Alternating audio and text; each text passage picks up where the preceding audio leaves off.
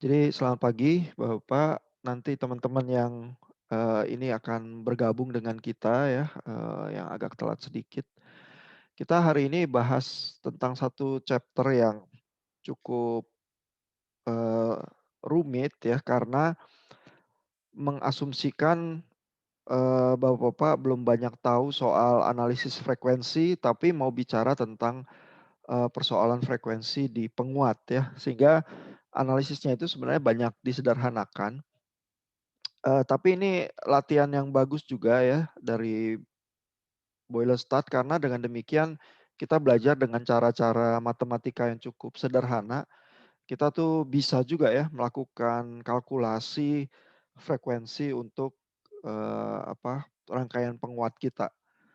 Nah ini jadi chapter 9 kita di buku Boylestad ini judulnya BJT dan JFET Frequency Response ya. Jadi persoalannya adalah kita kalau memakai rangkaian transistor untuk penguat, itu sebenarnya amplifikasinya itu nggak pernah flat ya, melainkan di frekuensi yang rendah itu turun, di frekuensi tinggi juga turun. Nah, turun itu biasanya penyebab utamanya karena kapasitor dan, rangkaian transistor kita itu biasanya kan kalau kita pasang di biasing circuit-nya memang ada kapasitornya ya, biasanya di source ada, di emitter ada, di kolektor untuk connect ke bagian output ada juga ya.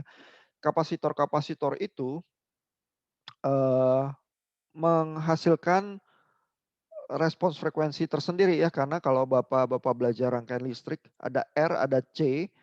Nah itu, sebenarnya menghasilkan osilasi ya, sehingga ada frekuensi tertentu yang tergantung dari C dan harga R-nya.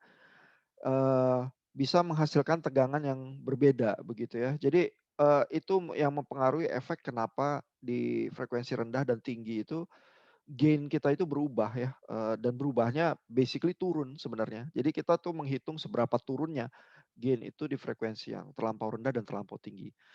Nah, jadi, mungkin saya kasih lihat dulu ya, ininya ya, apa, fenomena utamanya frekuensi itu seperti apa ya. Ini di gambar 9.8 ya. Di buku Boylestad ini. Jadi di sini digambarkan, eee, di sumbu X-nya ini frekuensi ya, dan ini, dari 100 hertz, 1000, 10.000, 100.000 hertz dan seterusnya. Ini levelnya yang digambar masih sampai megahertz ya. Tetapi misalnya kalau frekuensi radio kita kan sekarang di gigahertz ya, misalnya untuk 3G, 4G ya. Kalau 5G nanti, puluhan gigahertz ya, jadi jauh lebih tinggi lagi daripada ini ya. Nah kita lihat gain itu, ini, model yang udah dinormalisasi ya. Kalau kita lihat chapter-nya ini adalah, eee, sebentar, typical frequency response. Tapi ini dinormalisasi karena kalau kita lihat di sumbu Y-nya ini, gain-nya ini satu nih ya, atau dianggap, relatif terhadap, gain di frekuensi mid. Jadi di middle frekuensi ini tuh dianggapnya satu nih. Ya, tapi lalu, kalau saya turun di low frekuensi di sini ya, ada titik di mana dia turun sampai, amplitudonya itu 0,707 ya, ini angka keramat juga ya, 1/2. Karena kalau 1/2 kita kuadrat itu jadi setengah. Jadi di amplitudo 0,7 dari, maksimum ini ya, power-nya itu setengah daripada power, maksimumnya. Gitu ya, sehingga kalau turun di level ini ya dianggap maka sinyal itu, kalau kita ke kiri lagi itu udah turun kurang dari setengah dari power maksimumnya gitu ya, sehingga ini titik titik keramat juga nih 0,7 dari, amplitudo maksimum. Nah di frekuensi tinggi juga terjadi hal yang sama, ya kalau kita naikin terus frekuensinya, ini digambarkannya sampai, ratusan kilohertz ya, mau mendekati megahertz, ini nanti turun juga gain-nya, gitu ya. Jadi sebenarnya kita tuh, punya penguat beroperasi cuman di bandwidth tertentu dibilangnya ya. Bandwidth itu adalah, bagian frekuensi cut off yang high ini dikurangi frekuensi cut off yang low ini. Nah di apa, mid frekuensi inilah gain kita itu cenderung konstan ya, di sini stabil nih, rangkaian penguat kita. Tapi kalau turun sampai frekuensi tertentu dan naik lebih tinggi dari frekuensi tertentu, kita mengalami penurunan gain gitu ya. Nah, ada di sini juga diberikan informasi ya, di bagian frekuensi tinggi yang memainkan peranan menyebabkan, apa, gain-nya itu berkurang adalah yang disebut dengan parasitic capacitance ya atau, jadi parasitic capacitance itu sebenarnya kapasitor yang nggak dipasang di rangkaian ya. Kalau kalau yang di low frekuensi ini biasanya kapasitor kolektor, emitor, atau source gitu ya. Ini kapasitor-kapasitor yang benar-benar dipasang di rangkaian. Ada kapasitornya ya dipasang, dengan rangkaian bias kita gitu ya. Kalau parasitic capacitance ini itu bukan kapasitor yang ada di rangkaian, melainkan kapasitor ya yang ada di materi silikonnya. Jadi silikonnya itu, apa, katakanlah BJT ya, PNP atau NPN, di antara, apa, junction-nya itu kan sebenarnya ada material-material yang terkoneksi dan lain sebagainya, itu bisa menghasilkan efek kapasitansi gitu pada frekuensi yang tinggi, yang jadi harus diperhitungkan kalau frekuensinya cukup tinggi. Gitu ya. Jadi itu sebenarnya ada di dalam materialnya gitu ya, makanya disebutnya sifatnya parasitik, begitu ya. Nah itu efek-efek itu misalnya Miller capacitance dan lain sebagainya itu harus dihitung, karena menghasilkan penurunan gain di frekuensi tinggi gitu ya. Tapi itu bukan dari komponen kapasitor, melainkan dari efek-efek materialnya itu, ya. Nah nanti kita lihat cara menghitungnya, tapi fenomena, umumnya seperti ini ya, gain itu tidak tetap, di low frekuensi turun, di high frekuensi turun. Kecuali ada, ini rangkaian C ini direct coupled amplifiers ya, direct coupled amplifiers berarti tidak ada kapasitor-kapasitor kolektor emitornya ini ya, di low frekuensinya ini cenderung flat gitu ya. Tapi di high frekuensi ini nggak terhindarkan efek-efek, parasitic capacitance-nya akan muncul terus kita gain-nya akan turun, ya. Nah jadi chapter ini tuh membuka mata kita ya bahwa, efek frekuensi itu normal terjadi dan tidak mungkin tidak ada, yang kita hitung dari chapter-chapter sebelumnya di, buku Boylestad ini hanya di bagian mid frekuensi itu yang cenderung konstan. Ya begitu kita keluar dari mid frekuensi itu kita harus memperhitungkan efek-efek, apa, penurunan gain ini ya. Nah lalu, chapter ini ya membuka dengan banyak diskusi soal logaritma. Ya ini juga karena asumsi ya, yang membaca buku ini mungkin belum banyak tools matematika yang seperti analisis kompleks dan lain sebagainya. Nanti analisis frekuensi semacam ini Bapak-Bapak akan belajar lagi di kuliah seperti sinyal dan sistem ya, yang, melakukan analisis dengan Fourier transform, itu matematika yang lebih, agak lebih rumit begitu ya.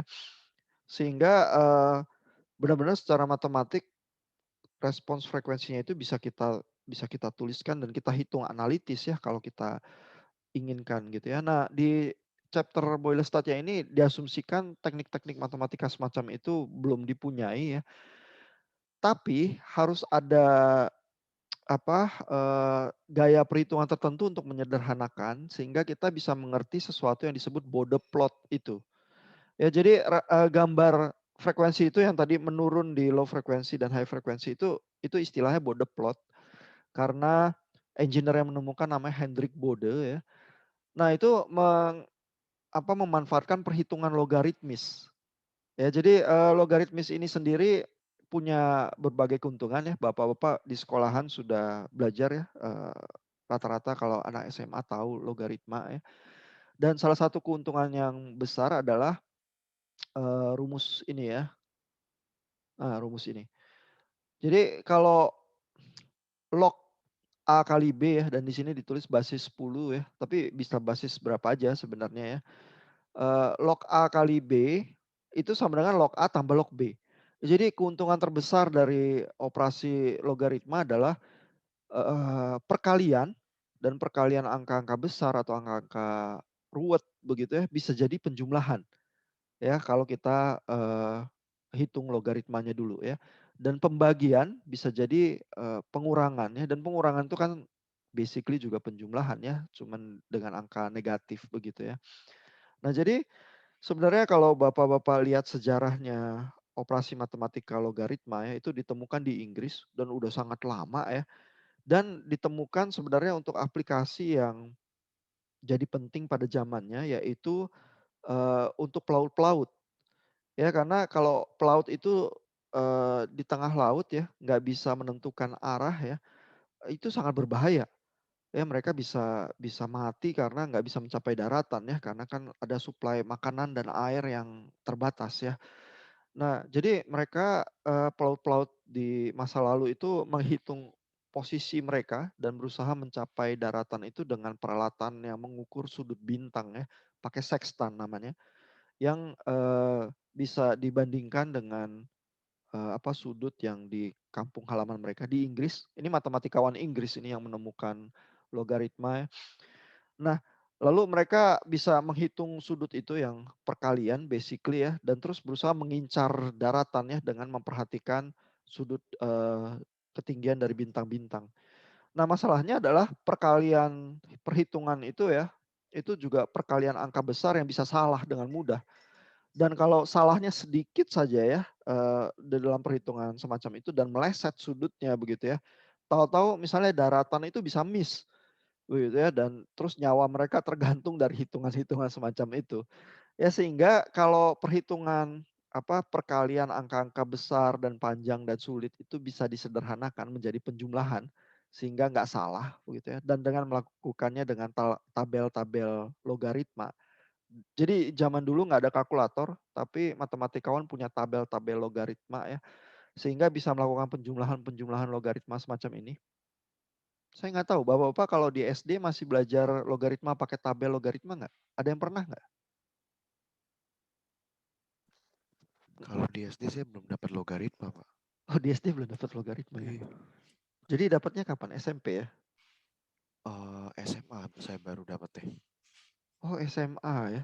Kok agak telat ya? Kok saya ingat waktu saya SD saya udah ngitung logaritma ya, atau SMP gitu. Pokoknya masih terlalu kecil untuk SMP, mengerti Pak. kok. SMP ya? Pakai Iya, tabel nggak Pak? SMP, Pak. Pakai tabel atau pakai kalkulator? Kalkulator, Pak, kalau saya ya, Pak. Iya, iya. Jadi zaman sekarang kita menggantungkan kehidupan kita sama kalkulator ya. Eh, tapi coba sebentar, saya tunjukkan ya kapan logaritma itu ditemukan ya. Kita bisa lihat dengan mudah di Wikipedia sih. Sebentar.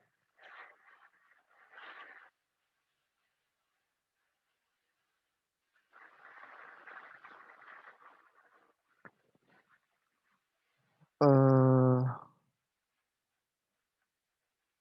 coba ya ada sejarahnya nggak ya?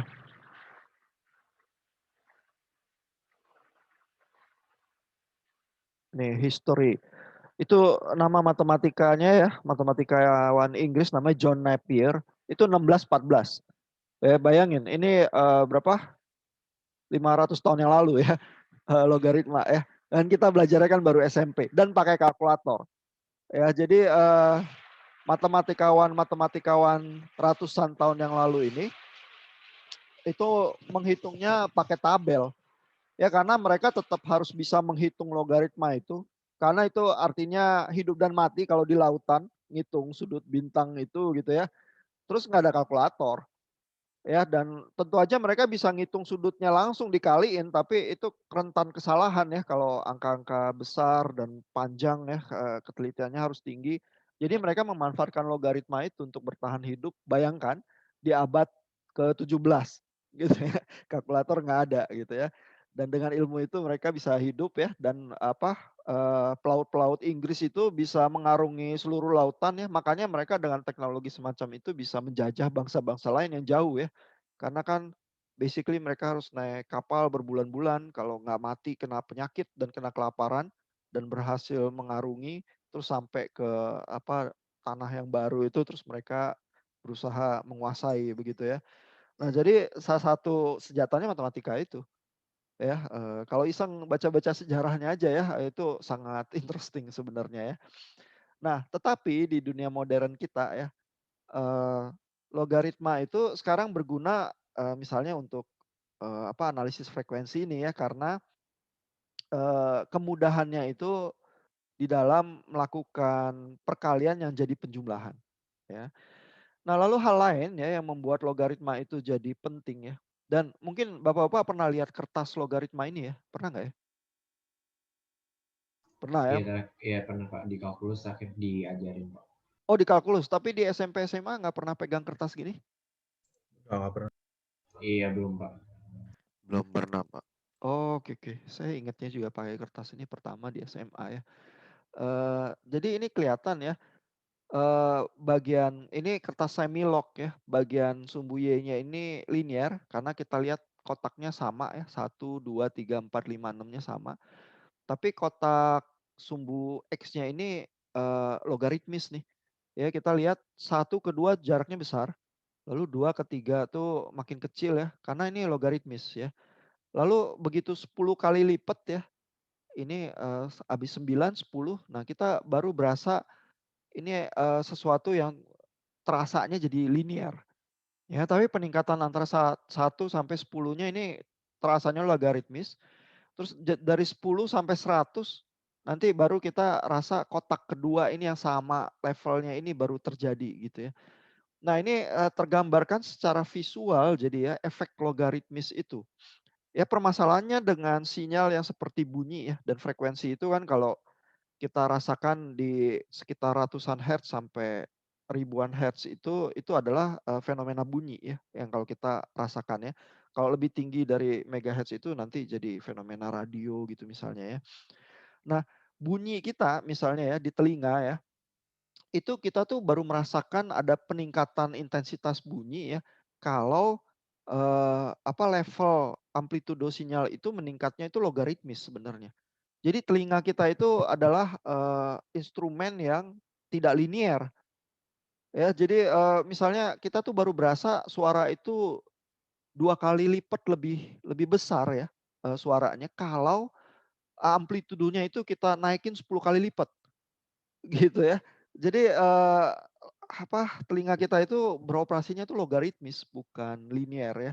Sehingga untuk, menghitung sinyal-sinyal yang, satuannya itu misalnya terkait dengan bunyi ya, logaritma itu jadi sangat sangat berguna ya.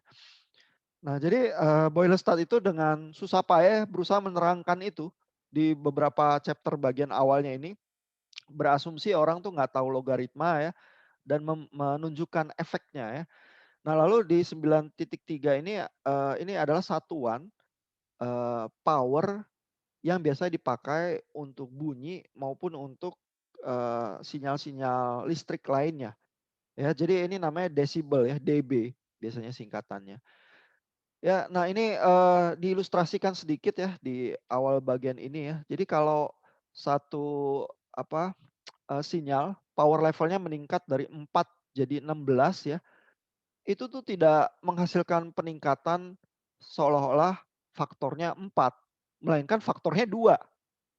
Ya karena kan sebenarnya 4 kuadratis jadi 16 ya. Jadi faktornya kuadrat gitu ya, jadi kalau kita naikin sinyal tuh 4 kali, kita nggak berasa, di telinga kita 4 kali lebih besar ya, tapi cuma 2 kali ya, lalu kalau dari 4 ke 64 ya, misalnya kita tuh cuman levelnya tuh rasanya meningkat 3 kali aja. Ya padahal ini kan, udah berkali-kali lipat ya, meningkatnya 16 kali lipat ini sebenarnya powernya, tapi kita tuh cuma merasakan 3 kali aja meningkatnya ya. Jadi ini menunjukkan efek logaritma nih dengan ilustrasi yang sangat sederhana ya. Sehingga dB itu desibel itu ya, adalah 10 logaritma basis 10 power kedua dibagi power pertama. Ya ini satuan desibel itu mengukur, perbandingan 2 buah power tapi dengan basisnya operasi matematika logaritma sehingga lebih mendekati efek yang dirasakan oleh instrumen semacam telinga kita, ya. Nah, dan kemudahannya adalah seperti ini ya. Jadi kalau kita punya amplifier ya, amplifiernya kita cascade ya, kita tumpuk. Lalu kan kita belajar di chapter sebelumnya kalau gain dari amplifier yang kita cascade itu adalah gain level pertama dikali gain level kedua dan seterusnya. Ya. Tapi perkalian itu kan jadi repot ya untuk angka-angka besar. Nah kalau kita menghitungnya dalam dB, gain itu dalam dB ya, maka gain total dari transistor yang kita cascade itu adalah gain pertama ditambah gain kedua dan seterusnya. Karena perkalian itu jadi penjumlahan kalau di logaritma. Ya, jadi misalnya kalau kita punya transistor yang satu 3 dB, yang kedua 4 dB ya, kita langsung tahu total gain-nya adalah 7 dB gitu. Kita jumlahin aja gitu ya. Kita nggak usah melakukan perkalian karena penjumlahan lebih mudah daripada perkalian gitu ya. Nah, ini keuntungan-keuntungannya terutama kalau kita pakai logaritma ya. Nah, lalu Boylestad juga menerangkan sedikit ya tentang human auditory response, itu tentang telinga itu ya. Lalu satuan yang dipakai sebagai standar untuk telinga ya. Jadi kalau dB desibel yang untuk sinyal audio ya, maka referensinya adalah 0,0002 mikrobar. Ya, bar ini adalah sebenarnya satuan untuk tekanan udara ya. Karena kan sinyal audio itu basically adalah udara yang punya tekanan tertentu terus kita dengar di telinga kita karena tekanan udara itu berpengaruh terhadap gendang telinga kita gitu ya. Jadi decibel sound itu didefinisikannya seperti ini. Lalu ini ada tabel ya, tabel 93 ya tentang berbagai bunyi-bunyian ya. Jadi ini ya tabel 93 ini. Misalnya kalau bisikan ya, whispering itu 20 desibel tuh ya. Terus kalau kita misalnya background musik itu 40 desibel gitu ya. Terus naik-naik terus ya. Misalnya kalau live music concert itu 120 desibel. Ya dan ini ada threshold of pain ini ya. Lebih besar dari ini suaranya kita tuh mulai sakit telinganya. Ya 120 desibel ini ya.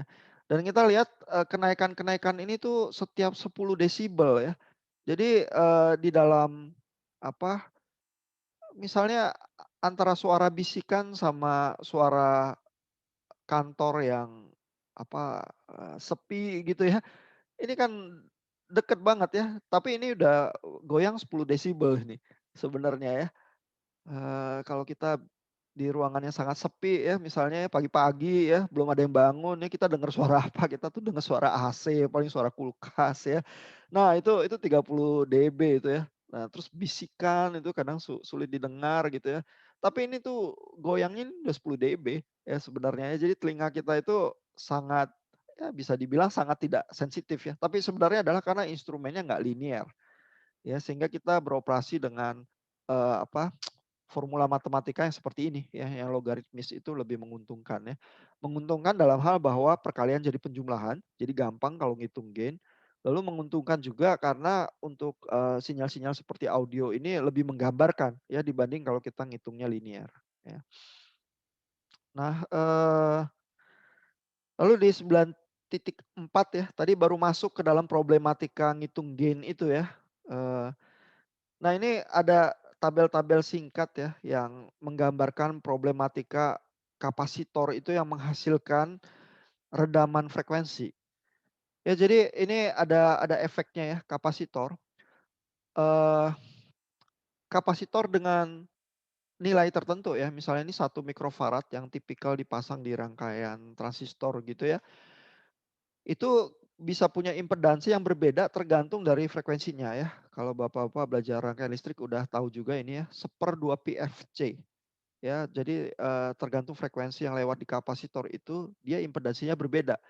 Ya dan ini kelihatan ya dari 10 Hz misalnya sampai bergerak jadi 100 MHz ya.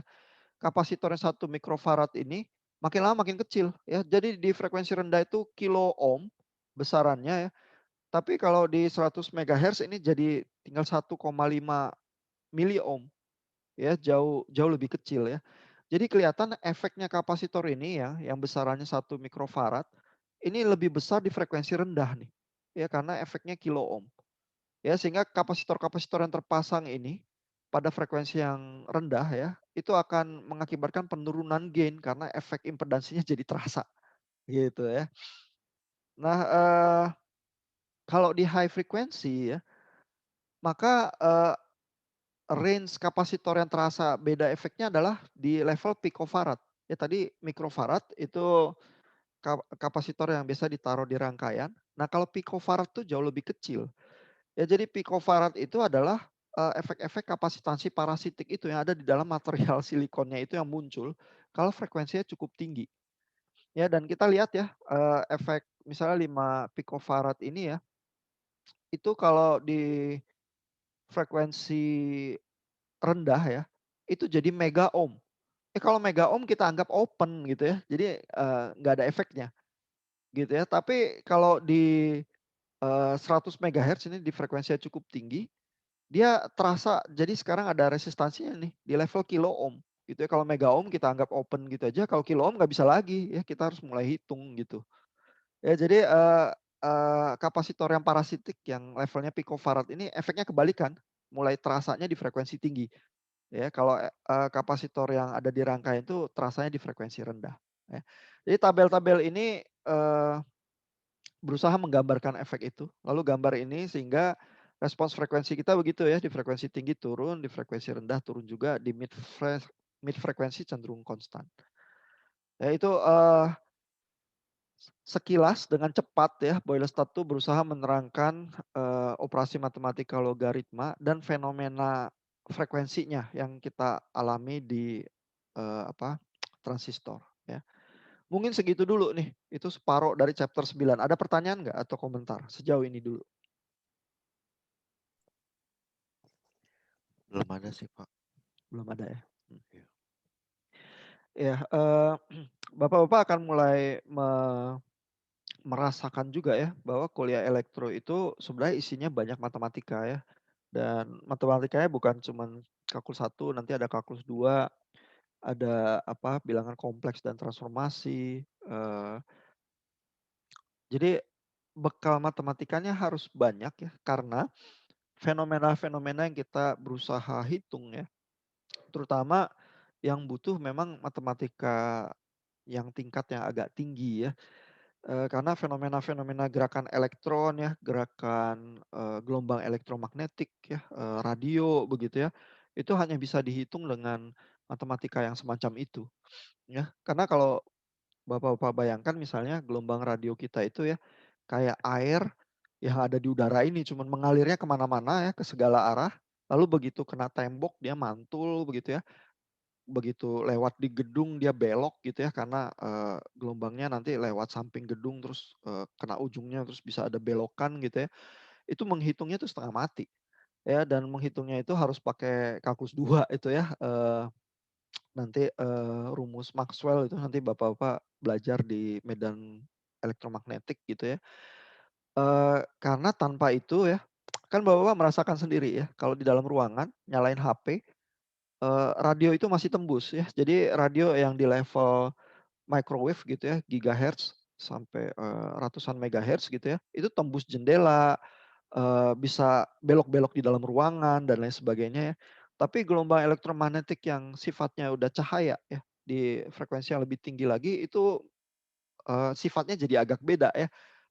Apa berpropagasinya lurus ya, nggak bisa belok ya, nggak bisa tembus tembok begitu ya. Jadi misalnya sistem telekomunikasi yang 5G yang pakai gelombang elektromagnetik yang lebih tinggi itu puluhan gigahertz ya, itu nggak bisa tembus tembok tuh. Sehingga kalau di luar ada 5G mau masuk ke dalam gedung dia harus pakai pakai repeater ya untuk menguatkan sinyalnya di dalam ruangan ya. Jadi dia mirip jadi kayak WiFi gitu, berfungsinya ada cakupan radionya gitu ya, cuman ratusan meter doang ya. Jadi tapi gimana caranya menghitung gitu, gimana caranya, engineer itu bisa menghitung antena dan lain sebagainya, kita perlu matematika yang lebih runyam sih, ya. Sehingga Bapak-bapak dibekalinya dengan matematika-matematika semacam itu kalau kuliah elektro. Yang bisa berguna juga untuk apa, problem yang lain ya, tapi problem basic kita aja butuh matematika yang semacam itu ya. Dan ingat tadi logaritma itu ya, yang pakai itu pelaut tuh di awal dulu ya. Sekarang yang pakai itu engineer ya, karena, logaritma itu berguna untuk menghitung banyak hal, ya. Jadi bisa matematika yang lebih rumit sih selalu menguntungkan sih. Kita lanjut lagi ya. Nah ini ada normalization process ini ya, Boylestad itu menerangkan kurva gain itu tadi ya, memang digambarkan dinormalisasi terhadap gain yang ada di mid frekuensinya ya. Jadi ini di sini dianggap 1 ya, sehingga memudahkan ya kalau kita mau lihat gainnya 1 artinya gain maksimum itu ya. Karena gain yang lain cenderung lebih rendah sih. Efeknya itu ya, dan efek itu yang sebenarnya mengganggu ya, tapi kita jadi terpaksa harus hitung gangguan itu karena nanti kalau kita desain amplifier, terus kita pikir gainnya cukup ya, tapi ternyata di 10 megahertz berfungsinya lain gitu ya, tahu-tahu gain kita terlampau rendah gitu misalnya, karena udah di luar frekuensi cut off-nya itu. Ya, nah ini dinormalisasi artinya di mid frekuensi dianggap 1, lalu yang lain itu, dinormalisasi itu dibandingkan terhadap yang 1 ini, gitu ya. Nah, lalu kita coba lihat ya mulai, perhitungannya ya. Oh ini mungkin saya kasih lihat sedikit ya, jadi kalau 1 itu kalau kita gambar di logaritma ya, itu tuh 0 dB tuh karena log 1 adalah 0. Ya jadi kalau kita mau, kurva yang dinormalisasi terus kita gambarkan dalam dB itu seperti itu. Lalu yang lain-lain berarti minus dB-nya ya, -3, -6, -9, -12. Nah -3 ini jadi penting karena ini adalah, eee, apa, yang amplitudonya ini 1/2 itu -3 dB itu. Ya jadi, orang-orang yang bergerak di, apa, engineering ya, terutama orang elektro itu tahu ya kalau -3 dB itu artinya power-nya separuh, gitu ya. Sehingga, -3 dB, -6 dB, -9 dB, -12 dB ini angka-angka penting nih karena setiap kali, kita turun begitu ya, itu tuh power-nya kurang kurang menjadi separuh terus setiap kali. Gitu ya, itu, orang apa, elektro udah instinktif ya, melihat -3 dB itu tahu bahwa, oh itu, berkurang separuh power-nya ya. Nah lalu di gambar yang ini apa, digambarkan fasenya ya. Jadi bukan cuman gain yang berubah ya, fasenya juga. Ya dan Bapak kan belajar bahwa gain itu kan minus ya. Jadi fasenya itu kan sebenarnya 180 derajat ya. Jadi kalau sinus itu masuk 0 derajat, outputnya karena menjadi minus itu jadi 180 derajat fasenya berubah ya. Tapi, apa, efek frekuensi itu bukan cuman mendistorsi gain ya, tapi juga mendistorsi fase ini. Ya jadi fase di luar frekuensi cut off-nya ini jadi nggak 180 derajat lagi nih. Ini agak turun ya di, high frekuensi ya, dan di low frekuensi ini agak naik, begitu ya. Jadi, kita harus hati-hati juga karena sinus yang kita masukin ya, kalau kita masukin gelombang AC gitu ya sebagai sinyal kita ya, itu fasanya akan geser juga tuh di luar frekuensi cut off. Yaitu distorsi sinyal tersendiri ya, bukan cuman sinyalnya tambah kecil karena gainnya menurun ya, tapi bentuknya juga berubah gitu ya, karena ada distorsi fase ini ya. Ini ditunjukkan sekilas oleh Boylestad. Nah, kita masuk ke cara menghitungnya ya, cara menghitungnya dan terutama juga cara menggambarnya ya. Nah, Bapak-bapak kan udah belajar, apa, rangkaian listrik ya, ada rangkaian RC semacam ini sederhana dan rumusnya adalah 1/2 pi Fc itu tadi, ya kalau kita kita mau hitung ya. Eee, 2 pi kali R kali C ya, itu frekuensi cut off-nya itu seperti itu. Ini ya, saya tunjukkan ya. Nah ini ya. Jadi, impedansi kalau X-nya ya, kalau kita hitung X-nya sama dengan 1/2 pi Fc. Tapi frekuensinya kalau kita keluarin F-nya di sini sama dengan 1/2 pi impedansi kali C gitu ya kalau kita mau hitung frekuensi cut off-nya. Ini rumus dasar lah kalau kita lihat rangkaian RC semacam itu ya. Nah berarti taktik menghitungnya ya adalah menghitung tempat-tempat di mana ada kapasitornya ya. Karena kalau nggak ada kapasitor berarti nggak ada impedansi yang berubah berdasarkan frekuensi itu. Gara-gara ada kapasitor itu kita tuh punya fungsi terhadap frekuensi itu sih ya. Nah jadi ini ya, ini kelihatan lagi frekuensi cut off yang low ya. Boylestat tuh kasih notasi L ya untuk frekuensi cut off yang di low ya, berarti di sebelah kiri dari plot kita. Itu 1/2 pi RC ya, rumusnya seperti itu. Penurunannya Bapak-bapak bisa lihat sendiri ya. Tapi baik di rangkaian listrik maupun di buku Boylestat ini ya jadinya jadi tipikal bentuk yang seperti itu ya. Nah lalu rumus yang seperti ini kalau kita tuliskan dalam logaritma ya, lalu kita buat logaritmanya turun 1/2 itu minus 3 dB itu tadi ya, angka penting itu minus 3 dB ya. Nah sehingga kalau kita mau gambarkan ya, dan ini Boylestat tuh kasih lihat ya, kalau misalnya 1 itu 0 dB, lalu 2 minus 6 dB, 4 minus 12 dB, dan 10 itu minus 20 dB. Ya jadi kalau kita lihat ya frekuensi ini bergerak 2 kali lipat ya. dB-nya itu turun minus 6. Kalau frekuensinya jadi 1 oktav. Ya. Kalau minus 3 dB itu artinya power kita turun setengah. Tapi kalau frekuensi kita yang geser, frekuensinya jadi 2 kali lipat ya atau jadi separohnya ya. Kita tuh bergeraknya minus 6 dB. Kalau frekuensi itu jadi 10 kali lipat ya, berkurangnya minus 20 dB. Ya. Ini Boylestat tuh menggambarkan yang seperti ini ya dengan cara yang sederhana karena ingin menunjukkan gambar Bode plot kita ya.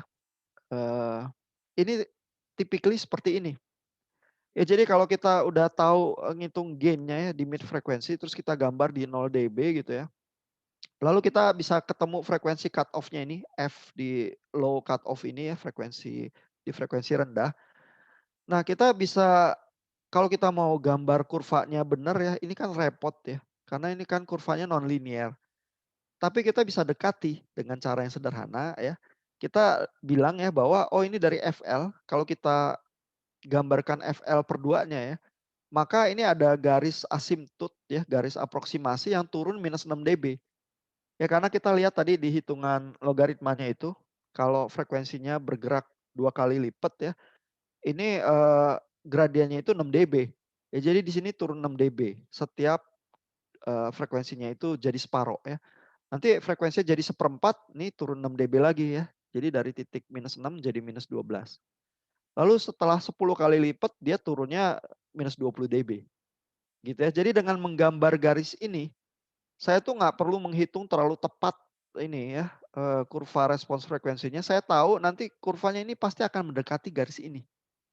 Gitu ya. Jadi kurvanya ini bisa saya gambar aproksimasinya aja, mendekati garis yang ini. Nggak akan lewat garis yang lurus ini. Gitu ya. Itu cara menggambar ini ditemukan oleh Hendrik Bode ya, makanya kurva yang semacam ini disebutnya Bode plot. Gitu. Ya, jadi dengan sangat mudah kita bisa gambarkan, kita tahu itu aproksimasi, nggak tepat ya, tapi aproksimasi ini udah cukup ya untuk kita bekerja sebagai engineer gitu. Ya.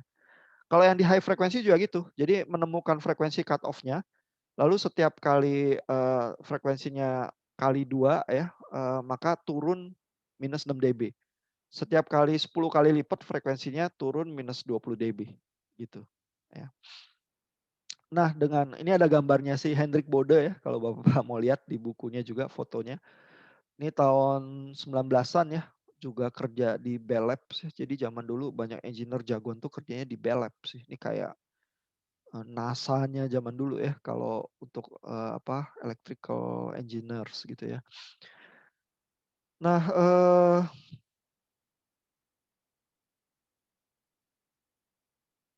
ya ini kembali gambar-gambar Bode plot itu ya dengan contoh soal. Kita masuk ke cara perhitungan transistornya ya. supaya Bapak kalau ujian juga bisa menghitungnya ya. Nah, ini di low frekuensi ya. Kapasitor-kapasitor ini yang memainkan peranan nih. Kapasitor yang memang ditaruh di rangkaian biasnya ya. Ada kapasitor kolektor nih CC, ada CE, kapasitor emitter, dan kapasitor yang di source ini ya, yang connect ke sumber tegangan gitu ya. Nah lalu misalnya di kapasitor source ya, maka ini ada kapasitor ini basically connect ke R1, R2 ya, karena ini rangkaian voltage divider. Lalu juga ada di dalam internalnya transistornya ini ada beta RE nih. RE ini kan resistansi internalnya transistor ya. Tapi karena dia paralel terhadap RR yang lain, ini jadi untuk menghitung frekuensi cut off yang low-nya berinteraksi sama CS ini, gitu ya. Nah, lalu boleh start menurunkan hitungannya ya.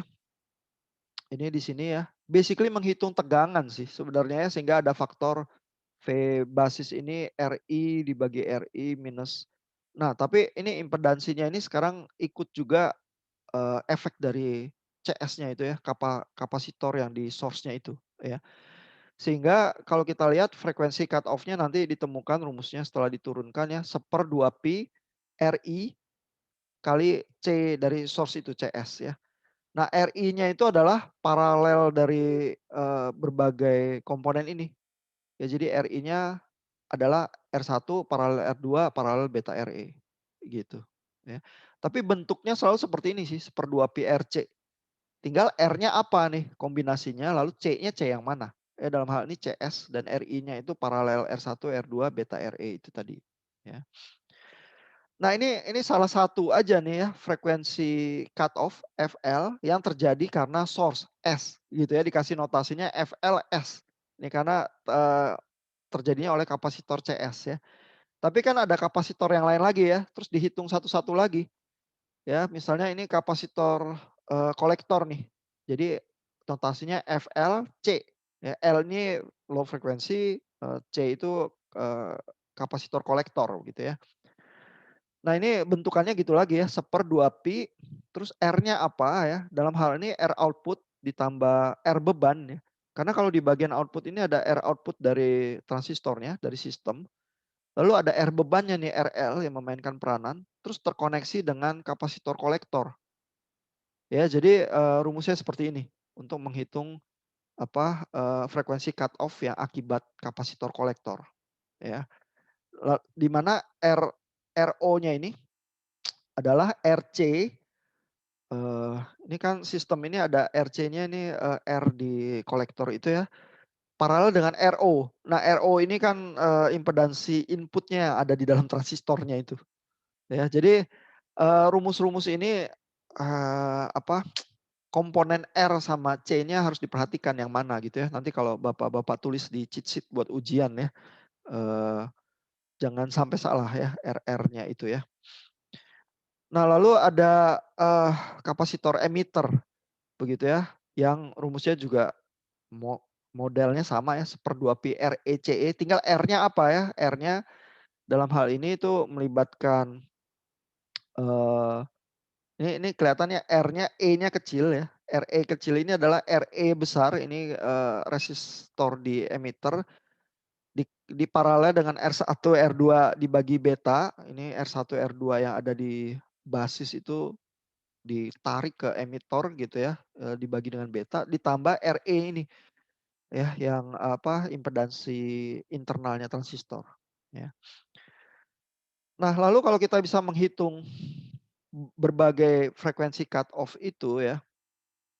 Jadi yang mana frekuensi cut off yang paling efek ya? Jadi untuk frekuensi cut off di low frekuensi ya, yang paling efek adalah frekuensi cut off yang paling tinggi. Ya, karena yang paling tinggi itu yang menentukan kapan gainnya itu mulai turun tuh. Kalau dia bergerak ke frekuensi yang lebih rendah. Ya. Nah, ini catatannya di sini Boylestad jadi nulis ya, the highest low frequency cut off determined by CS, CC or CE will have the greatest impact. Ya, jadi untuk low frequency yang paling tinggi ya, yang greatest impact. Nah ini akan jadi jelas kalau kita lihat contoh soalnya ya. Ini ada contoh soal, ada angka-angkanya dikasih semua CS, CE, CC dan seterusnya ya. Basically cuma menghitung rumus-rumus itu ya dimasukin ya. Sehingga kita bisa menghitung frekuensi cut off-nya FL karena source ya. Ini 12 Hz dapatnya. Terus FL karena kapasitor kolektor ini 25 Hz ya. Ini frekuensi-frekuensi rendah semua ya. Lalu ada karena emitter ini 87 Hz. Dan yang paling tinggi ini ya 87 Hz ini. Jadi kapasitor emitter ini nih yang paling penting jadinya. Ya karena kalau digambar coba ya ada yang gambar Bode plotnya di contoh soal tertentu kita lihat ya. Nah ini ya misalnya. Jadi kalau kita gambar Bode plotnya ya, kan kita tahu yang mid frekuensi ini 0 dB ya, karena ini sama dengan 1 gainnya ya. Terus kita katakanlah ketemu FLC, FLE, dan FLS ya. Ini dari source, ini dari kolektor, ini dari emitter. Ya, dan yang emitter itu tadi yang paling tinggi ya. Jadi paling kanan tuh ya. Jadi setiap kali ketemu satu frekuensi cut off ya, maka kita tahu bahwa gain kita tuh mulai turun. Ya, dan begitu di cut off ini gain itu turun sampai minus 3 dB. Karena frekuensi cut off itu artinya secara teknis adalah itu frekuensi di mana gain kita itu turun sampai powernya setengah dari power aslinya, yaitu minus 3 dB. Ya. Lalu gambar selanjutnya gimana ya? Pakai aproksimasi itu. Ya, kelihatan bahwa di abis FLE ini kalau turun jadi 10 kali lipat ya. Jadi ini angkanya ya dibilang ya per oktav itu kurang 6 dB. Per oktav itu artinya frekuensinya itu jadi separohnya. Itu tadi ya. Setiap kali frekuensi itu bergeser ke kiri separohnya turun 6 dB ya. Jadi misalnya di level ini ya 6 dB ini. Nah di sini ini frekuensinya ini separoh dari FLE. Ya. Lalu kalau udah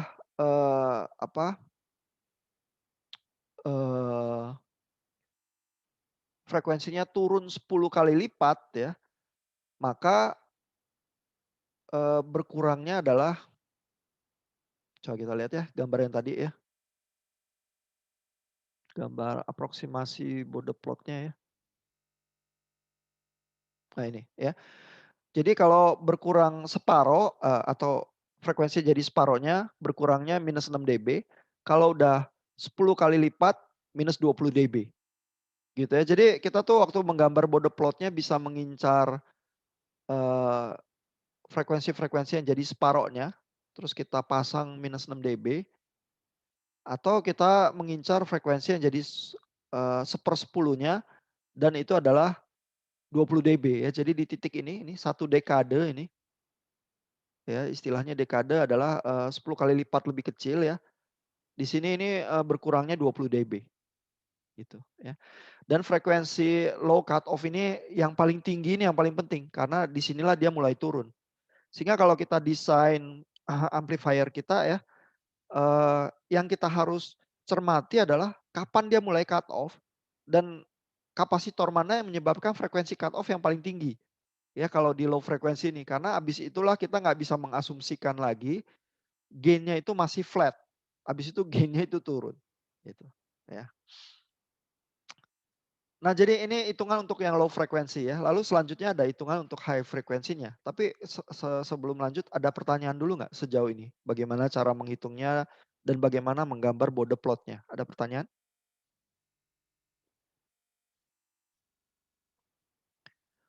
Oke, masih seolah-olah jelas ya. Dan kalau ngerjain soal baru mulai mikir ya gimana ngitungnya ya. Tapi contoh-contoh soal di Boylestat itu bisa dilihat sih. Dan di chapter ini sebenarnya yang lebih penting adalah paham penurunan gain itu munculnya dari mana ya. Kalau soal perhitungannya cenderung mudah ya karena Boylestat itu mempermudah ya, tinggal menghitung rumus-rumus baku yang hasil penurunannya dia aja sih sebenarnya ya. Nah kita lanjut lagi yang untuk frekuensi tinggi ya. Frekuensi tingginya ini lebih ribet ya.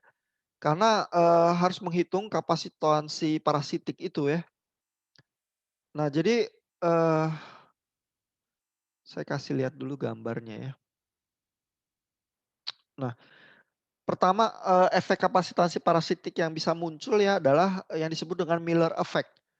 Ya, Miller effect ini adalah ya, kalau saya punya transistor ya, tadi antara input sama output, dan ini kita harus ingat ya di dalam sini kan ini struktur silikon begitu ya. Antara input sama outputnya tadi nggak terasa ada kapasitor. Tapi di frekuensi yang tinggi tertentu ya, koneksi antara input output itu ya, berarti antara eh, basis sama kolektor gitu ya, ini bisa terasa ada kapasitornya gitu ya, kapasitor parasitik gitu ya. Sehingga jadi mulai harus dihitung ya efek semacam itu ya. Lalu antar setiap kaki ya, ini ada hitungan kapasitornya ya, nanti kita lihat sedikit ya. Saya ingin tunjukin gambar yang ini. Ya, gambar 947 ini menunjukkan ya, di setiap kaki transistor itu muncul ya efek-efek parasitiknya ya. Jadi ada kapasitor ini antara basis sama kolektor ini yang muncul. Terus antara kolektor sama emitor juga muncul efek kapasitor tertentu ya. Antara basis sama emitter juga begitu ya. Lalu seolah-olah di output ini ya ada kapasitansi lagi yang muncul di sini yang tadinya nggak ada ya. Lalu di bagian input juga nih terhadap ground. Gitu ya. Jadi tahu-tahu di frekuensi tinggi yang mulai banyak efek-efek kapasitansi ini yang kita harus hitung satu-satu frekuensi cut off-nya. Ditambah frekuensi cut off-nya Miller effect itu ditambah frekuensi cut off karena pergeseran beta. Ya betanya juga menunjukkan penurunan begitu ya. Nah, efek-efek ini semua menghasilkan berbagai frekuensi cut off di frekuensi tinggi ya. Sehingga Bapak-bapak bisa membayangkan ya, buat transistor yang bisa beroperasi di frekuensi yang bandwidth-nya besar, mencakup frekuensi tinggi yang luas ya, itu jadi susah. Ya karena membuat silikonnya itu jadi harus lebih hati-hati ya. Sehingga efek-efek kapasitansi parasitik ini rendah atau ganti sama sekali materialnya. Ya makanya untuk material transistor yang frekuensi tinggi itu cenderung nggak pakai silikonnya tapi pakai gallium arsenide begitu ya. Nah jadi makanya barang-barang yang berfrekuensi tinggi itu jadi mahal-mahal ya. Jadi normal ya. Kalau Bapak beli amplifier ya atau audio yang high fidelity yang frekuensinya bandwidth-nya gede gitu ya, itu jadi lebih mahal gitu ya. Karena efek membuat amplifiernya frekuensi responsnya jadi lebih susah ya. Nah, kita lihat tadi ya menghitung kapasitansi Miller. Ini ada introduction-nya sedikit penurunan ya. Lalu ini cuman ada sedikit dilema yang dijelaskan Boylestad di sini ya. Kapasitansi Miller ini merupakan fungsi dari gain-nya itu sendiri ya. Di sini ada AV ini sendiri begitu ya. Jadi ini agak dilema ya bahwa kita mau ngitung kapasitansi Miller untuk menghitung penurunan gain, tapi kapasitansi Millernya sendiri fungsi dari gain juga gitu ya. Nah terus juga di sini juga ada catatan ya, kenapa kita biasanya punya amplifier itu inverting ya, karena gainnya ini jadi minus nih. Ya, karena kalau nggak inverting nanti gainnya positif ya, ini kapasitansi Millernya juga jadi positif ya. Dan a positive value for AV ya would result in a negative capacitance for AV lebih besar dari 1. Jadi kalau AV-nya positif ya, nanti kapasitansinya jadi negatif gitu ya. Nah ini ada catatan-catatan tersendiri. Nah tapi bagaimana menyelesaikan dilema ini ya. Ini Boylestad itu menulis ya. However, because the maximum gain is the mid-band value, using the mid-band value will result in the highest level of Miller capacitance and the worst case scenario. Ya jadi kalau kita bilang memang sih kapasitansi Millernya tergantung dari gainnya ya. Tapi kan gain maksimum ada di midband ya. Kalau kita anggap itu yang udah maksimum ya berapapun gainnya ya udah kapasitansi Millernya kita hitung terhadap itu aja. Itu kan worst case ya. Case yang lain lebih enteng dari itu kita hitung worst case-nya aja ya. Jadi ini taktik-taktik engineering yang biasa ditunjukkan Boylestad ya. Kita sederhanain aja. Tapi yang penting kita masih bisa hitung gitu ya. Kita tahu hitungannya rumit, tapi kita nggak usah hitung yang rumit itu, kita sederhanain aja. Ya. Nah itu tentang Miller capacitance ya. Lalu efek-efek kapasitansi yang lain juga diturunkan satu-satu ya. Ini semua kapasitansi yang muncul itu diturunkan satu-satu ya. Jadi di frekuensi tinggi ada frekuensi tinggi input ya. Itu rumus dasarnya sama ya, 1/2 PRC, tapi R-nya apa gitu ya. Dan di dalam hal ini R-nya diperinci ya. R source, R1, R2, paralel beta RE gitu ya. Lalu C-nya apa? Nah, C-nya juga diperinci nih. C input ini termasuk CW input itu tadi ya, antara basis dengan ground. Lalu CBE antara basis dan emitter. C Miller, ini Miller capacitance itu tadi yang bisa dihitung rumusnya dengan gain maksimum yang disederhanakan gitu ya. Terus bisa ditulis seperti ini jadi ya. Ini kapasitansi Millernya ditulis sebagai fungsi AV gitu ya. Nah, jadi masing-masing nanti frekuensi cut off bisa dihitung ya. Ini frekuensi cut off yang di bagian output. R Theveninnya beda ya, karena ini RR yang berlaku di output. C kapasitansi outputnya juga beda ya. Masih ada kapasitansi Miller output, CCE antara kolektor dan emitter, dan CW output ya antara kolektor dengan ground itu tadi ya. Nah jadi ini ada rumusnya, bisa dilihat dan dicatat kalau untuk ujian ya. Lalu betanya sendiri juga bervariasi ya, sehingga ini ada HFE sebagai fungsi dari frekuensi juga ya. Ini juga bisa dihitung ya. Lalu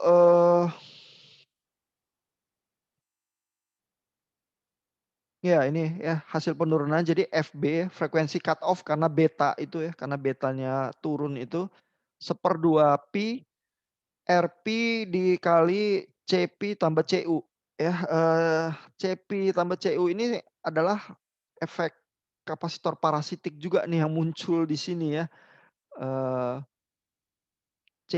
Kapasitor P ini muncul di model. Jadi ini transistornya ya, kita lihat ya. Ini basis, emitor,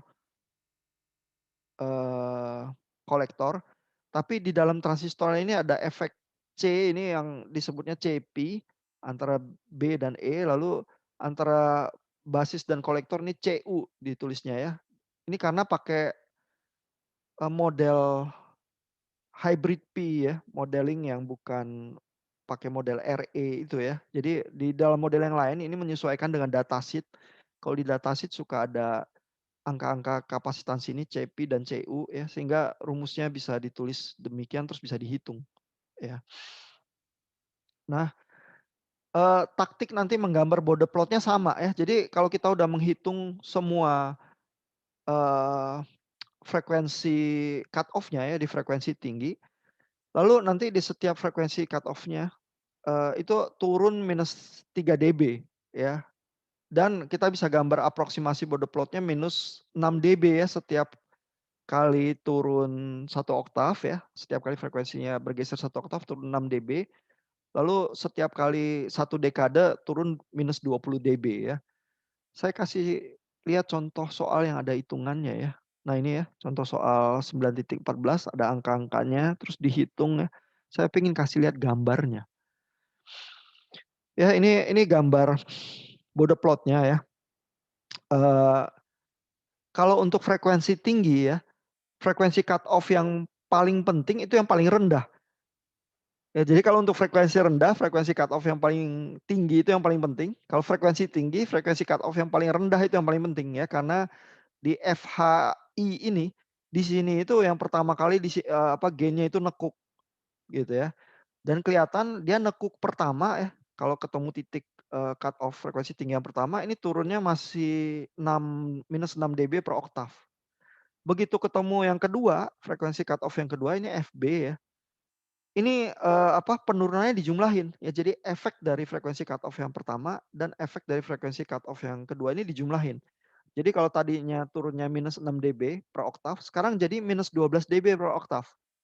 Ya, ini kelihatan turunnya ini lebih tajam nih karena minus 12 dB per oktav ya.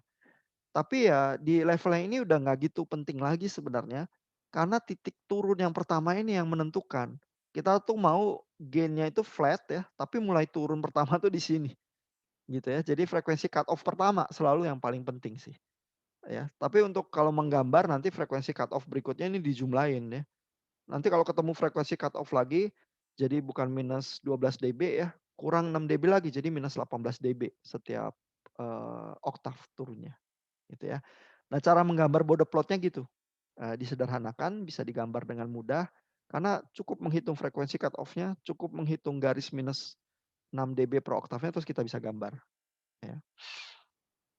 Nah, ini waktu kita udah mau habis ya, jadi Bapak bisa lihat sendiri ya rumus-rumus yang diturunkan.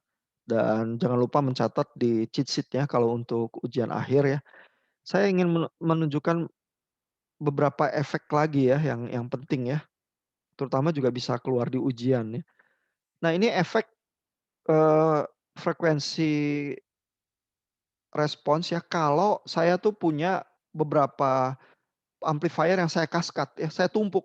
Ya karena kan saya kan mau gain-nya tinggi ya biasanya amplifier saya. Jadi kalau gain 2 transistor penguat yang sama saya kaskat gitu ya, saya langsung gain 1 kali gain 2 ya. Jadi gain-nya berlipat ganda ya. Tapi ada harga yang harus kita bayar dengan melipat gandakan gain dengan mengkaskat transistor kita, yaitu frekuensi responsnya makin jelek. Ya, jadi kita lihat ini ya, efek dari frekuensi respons itu kita lihat kalau N-nya 1 ya, artinya saya cuma punya 1 stage transistor ya, dengan kalau N-nya 2 dan N-nya 3. Ya jadi kalau saya punya N stages ya, ini frekuensi cut off-nya karena efek-efek kapasitor itu kan numpuk ya, tambah gitu ya. Frekuensi cut off yang low ini naik nih. Ya jadi FL-nya kalau N1 itu agak di kiri ya. Begitu 2 stage dia naik ke kanan, begitu 3 stage dia naik lagi gitu ya. Sehingga gain kita itu nekuknya itu lebih cepat di low frekuensi. Ya. Sedangkan efek frekuensi yang di high frekuensi begitu juga. Ya, frekuensi cut off-nya yang pertama ini kalau stage-nya 1 ini cukup tinggi, tapi begitu saya paksa stage-nya ada 2 ini turun ya. Stage-nya ada 3 turun lagi gitu ya. Jadi frekuensinya nekuknya tuh lebih cepat. Ya, dengan demikian ya bandwidth amplifier saya tuh turun ya karena lebih sempit bandwidth saya gitu ya.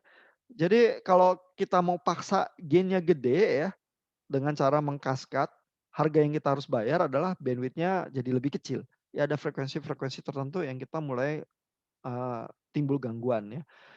Nah lalu ini ada rumusnya nih. Frekuensi cut off yang di low frekuensi ya, aksen berdasarkan jumlah stage N ya. Jadi ini ada N-nya bisa dimasukin ke rumus saya. Dibandingkan dengan frekuensi cut off semula. Ya, jadi saya bisa menghitung frekuensi cut off baru dengan jumlah stage tertentu yang lebih banyak, naiknya berapa. Ya. Lalu yang untuk high frekuensi juga sama. Ya saya bisa masukin jumlah stage saya ini N ke dalam rumus saya ya. Lalu frekuensi cut off-nya ini turun ya di dalam high frekuensi itu yang baru ini yang aksen dibandingkan dengan FH yang sebelumnya. Saya bisa hitung gitu ya.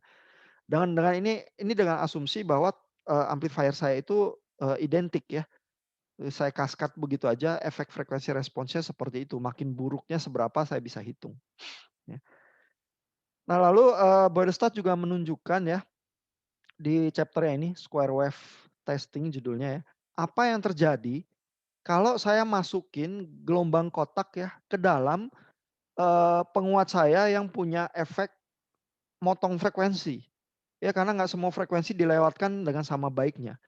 Ya ini nanti Bapak-Bapak belajar di mata kuliah sinyal sistem ya bahwa sinyal kotak itu adalah bisa saya bentuk dengan sinyal sinusoidal ya. Dalam hal ini digambarkan sinyal sinus ya.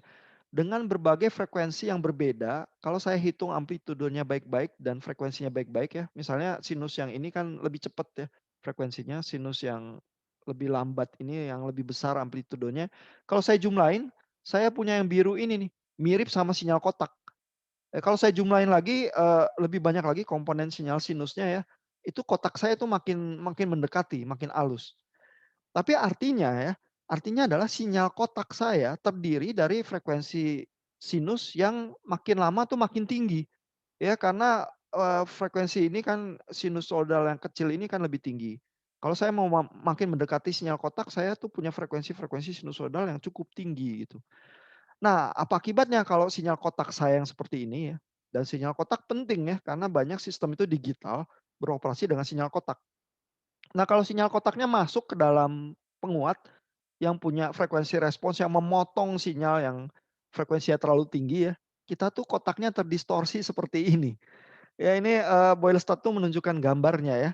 Jadi gambar A ini misalnya adalah kalau eh, apa bagian low frekuensinya itu payah. Ya jadi artinya ini sinyal kotak yang dilewatkan dengan filter yang cuma melewatkan high frekuensi ya. Jadi bagian low frekuensinya itu anjloknya cepat gitu ya. Nah kelihatan ya sinyal kotaknya itu jadi di sudut-sudutnya itu jadi lebih runcing-runcing ya, terdistorsi ya. Nah kalau low frekuensinya sangat payah ya, kita tuh jadi kayak sinyal segitiga nih kotak kita nih. Ya karena sinyal-sinyal frekuensi rendah itu cenderung ngalusin. Ya jadi sinyal-sinyal frekuensi rendah kita tuh karena kena filter ya, karena gainnya turun begitu ya.